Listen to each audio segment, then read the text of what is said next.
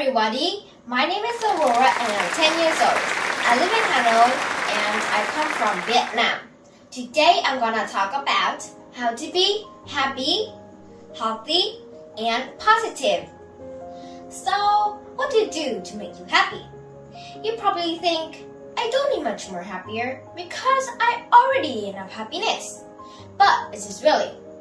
We all think by doing the thing we like could make us feel happier, like listening to music, drawings, planting flowers, playing the piano, and much more. But what if your habit is bad or worse and it could make others feel sad? Like watching television all day or making others work, or playing video games and not participating in learning, even though you know your parents spent a lot of money to buy your books or to pay the school, and also bullying others to get what you want from them to you. You walking on the street, you saw someone with a bag full of chocolate and chocolate's your favorite candy. Instead of asking politely, can ask them to share this candy with you. You hit them, you punch them, and you challenge them. If you don't give me this, I'm gonna punch you. You have to fight with me. If they're scared, they're gonna give you the candy. And that's bullying, and it's not good. So the first thing is to change your mindset. Feeling and thinking about what you're grateful for as waking up, building more happiness. Research on our brain said that we always focus on the negative sides of life, like worryings, failures, and disconnect. So that is why we have to focus on the good sides of life. One day, your teacher said, "Everyone, this is your homework. Go home and take a jar and write the thing you're grateful for in the jar." You don't know what to do with that, but you still listen to your teacher. After many days, the jar keeps filling and filling. Until one day, you wake up, you step right on the Lego castle that you have spent your whole night building that. At breakfast, you spill your whole milk at your new clothes that you told mom that bought you yesterday. At the way to school, you fell down a big puddle and your clothes all wet, and you have to return home and of course late for school. In class, you tell your teacher about your unluckiest day ever. Your teacher said, "Why don't you open the jar and read the thing you're grateful for?" You don't know what to do with your lucky day, but you still listen. You started to open the jar and read the thing you're grateful for, and remember the day that you have put your smile on your face. You have the happiness full your brain, not the lucky day. And that makes you feel much more happier. So, what does the word smile can help you be happier? There are two ways that smile can help you to be happier. Do you know that when you smile, your brain will release dopamine, which makes us feel much more happier? But that doesn't mean that you have to wear a fake smile every day to make others think that you're a positive person. So here's some advice that can make you yourself be happy. Every single morning after waking up, try to smiling at the mirror. Or when you feel very lonely or sad, you can try to smile and think of the day that make you happier. And that lovely feeling will spread all over your mind and cover all the bad thinking, just like the sun always shines after a rainy day. Also, you have to think positively. Why? Well, let's play this example. Today was a bad day and you're in a bad mood. Well, because today you have a lot of things to do. Homework, chores, and much more. You do the chores and a few homework you don't know what to do. So you asked your mom, but she was too busy. You asked her dad and he said, "Okay, But after many hours of teaching, he's finally lose his temper and started shouting at you. You're so dumb. Are you crazy? It's super duper easy. I spent so many time with you. Just do it by yourself. And you started crying. But just as I said, think positively. So instead of crying, put yourself in your that position. He's only tired after all the thing he has to do as work. So next time, try to understand your parents better. You can make them happier by doing the chores for them or surprise them with a lovely presents. That will make them feel much more better. So what does the word healthy make you think? That's right. The first thing to make your body healthy is to exercise. But do you know that exercise does not only make you stronger, it also makes you feel better, less stressed when you're in a bad mood. It also decreases the feelings of anxiety and improve your focus and concentration. So next time when you're feeling stressed or angry, go outside, relax, and then return to your work.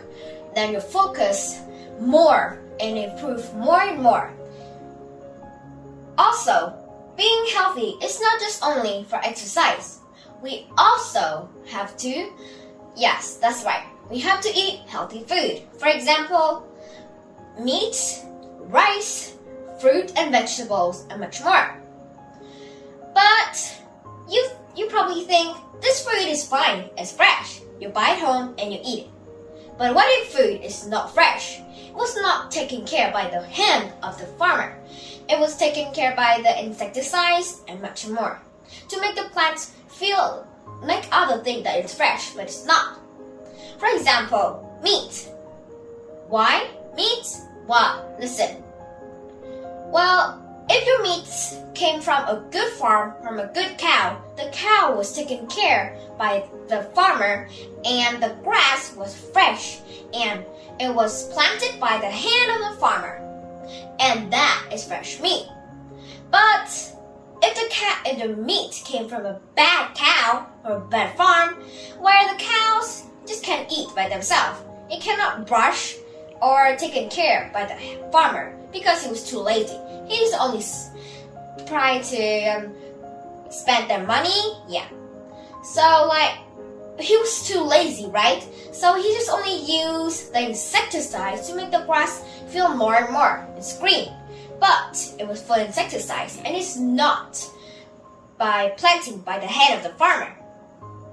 The cow eat it, you eat the cow's beef full of insecticides. Sooner or later, your healthy line broken. Also, if you want your healthy line to go straight, you have to take a good nap. Scientists said that kids have to take from 9 to 10 hours sleeping.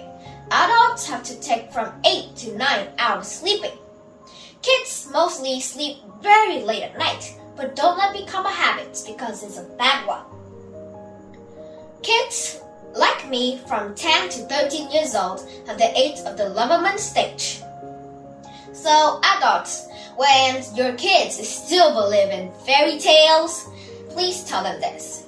If you don't want to be small, like a dwarf in the film Snow White and Seven Dwarfs, get back to sleep early and dream that you're the tallest human in the world. So what do you do to make you a positive person? Now let's start with protecting the nature first. Buy the smallest things first.